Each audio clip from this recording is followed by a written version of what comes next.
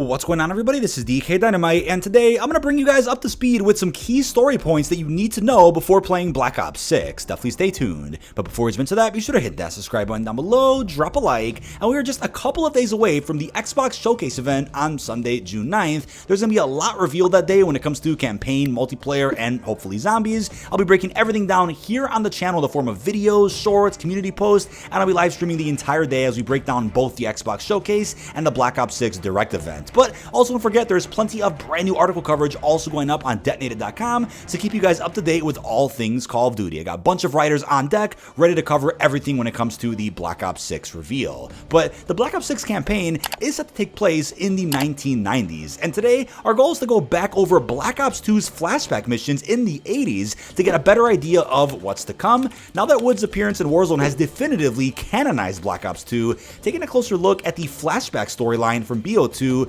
will be perfect for improving our comprehension of the Black Ops universe as we know it, and around the time when Black Ops 6 is set to take place. I want to remind you that no canon in any game or series is perfect. There will often be inconsistencies, minor plot holes, things that writers have to patch up with a sequel or whatnot, but Black Ops Cold War perfectly fits in between Black Ops 1 and 2, and Black Ops 6 is going to take things even further, finally expanding upon the Black Ops 2 narrative, which hasn't really been followed up on in over a decade. We'll circle back to BO3 and 4 later in this video, but Black Ops 2's 90s missions are told through flashbacks while Woods tells stories to David Mason, that's Alex Mason's son. In 1986, Alex Mason retired and lived in Alaska with his son David. He was asked by Jason Hudson to join a mission to rescue Woods, who had gone missing while aiding rebels in Angola. Mason and Hudson do find Woods, but fail to capture Menendez, a Cuban military advisor who had held Woods captive. The trio began tracking Menendez, a major arms dealer in Southern Africa and Latin America. They allied with Afghanistan against the Soviets and interrogated Kravchenko about Menendez's plans before Kravchenko was killed. Menendez's vendetta against the West stemmed from his sister's injury in an arson attack by American businessmen.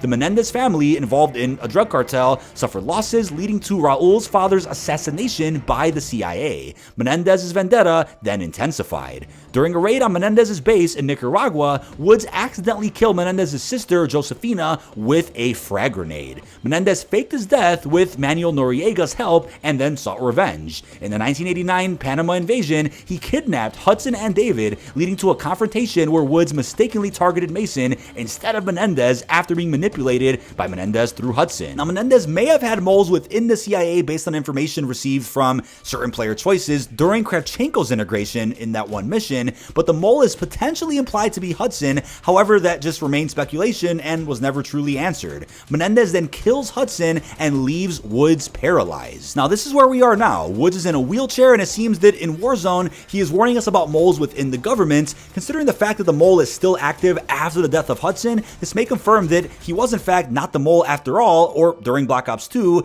and at least wasn't the only mole. Considering this, it is very likely the events of Black Ops 6 are going to pick up right where BO2 left off. Now, let's also address the fact that Black Ops 2 had multiple endings, and some of the decisions that you can make in some of the flashback missions and futuristic ones do determine what ending you actually get. Treyarch never specifically mentioned which ending is canon, but there is what we all call the perfect ending, which I hope does get expanded upon in future Black Ops installments. So in the perfect ending, Mason rescues Woods, Kravchenko is thoroughly investigated, and you learn about some potential moles in the CIA. Menendez does not completely succeed in manipulating Woods, since you end up shooting Mason in the leg instead of the head, which means Mason ends up living, and we'll get back to that in a second. But you end up saving the USS Obama, and then long story short, the president gets saved, Raul Menendez is captured instead of killed, and then you get a really cool final cutscene towards the credits where David Mason is reunited with Alex 30 years after his father went missing. This is a crazy revelation that never gets followed up on in any other Black Ops title. Now, here's something else I'm thinking, right? And I know we're getting a little ahead of ourselves here with the post-launch story of Black Ops 6, but we should start seeing a very rich post-launch narrative similar to Cold War's,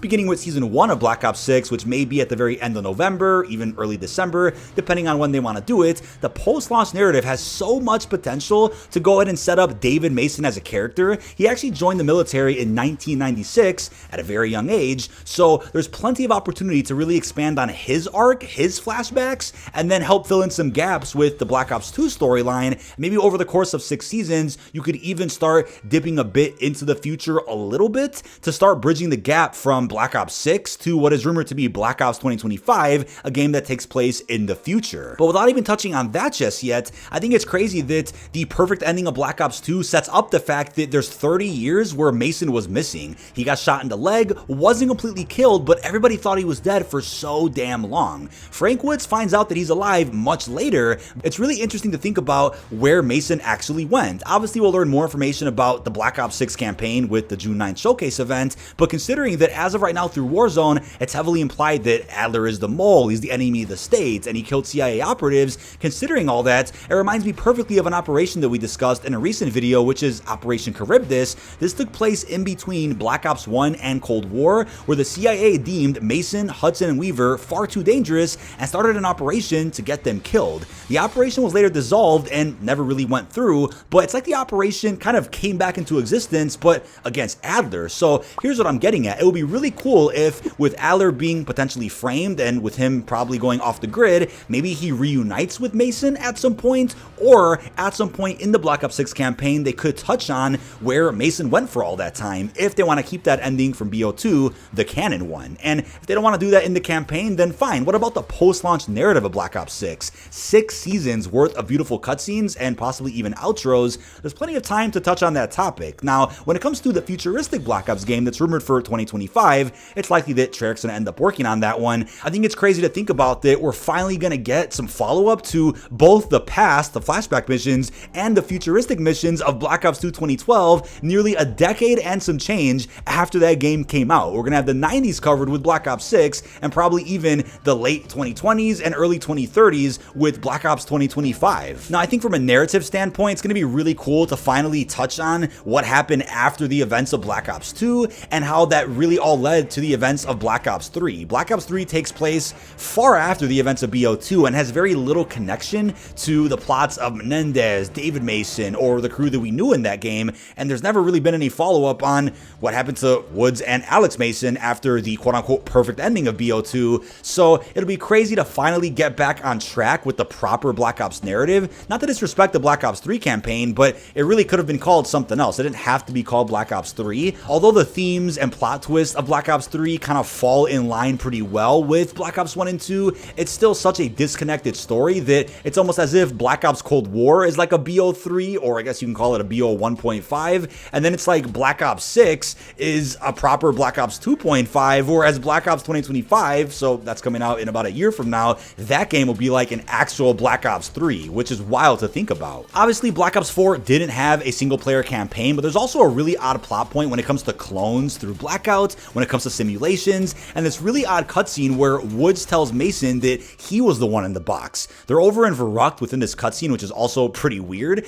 but that never got followed up on, so I'm curious if any of that is ever going to get touched on again within the Black Ops universe. Either way though, Black Ops 6 is really getting things back on track and ensuring the canon remains as strong as ever. But the last thing I'll end with is just a bit of a reminder that Modern Warfare 2019 is indeed a reboot to Modern Warfare, but does exist in the current Black Ops universe. If you want to get really technical with it, Tag der Toten, a zombies map in Black Ops 4, ended up collapsing the Call of Duty multiverse into one single rebooted universe, which still keeps all Black Ops games canon. Although the zombie story got a bit of a soft reboot and went in a new direction with the Dark Ether storyline, the campaigns are still fully canonized, potentially with some added details and changes here and there that allow Cold War and Black Ops 6 to exist. But it doesn't look like there's going to be a reboot, or a hard one that is, to Black Ops anytime soon, as they're going to be following up on the narrative that's been so rich and interesting for well over a decade. But that is about it. This has been dkdynamite. Leave our thoughts down below in the comment section. What are your thoughts on all the key plot points from BO2, which you might have forgotten about or maybe didn't even know about, that are really important for BO6? How you feeling about what could be the future of the story with the post-launch,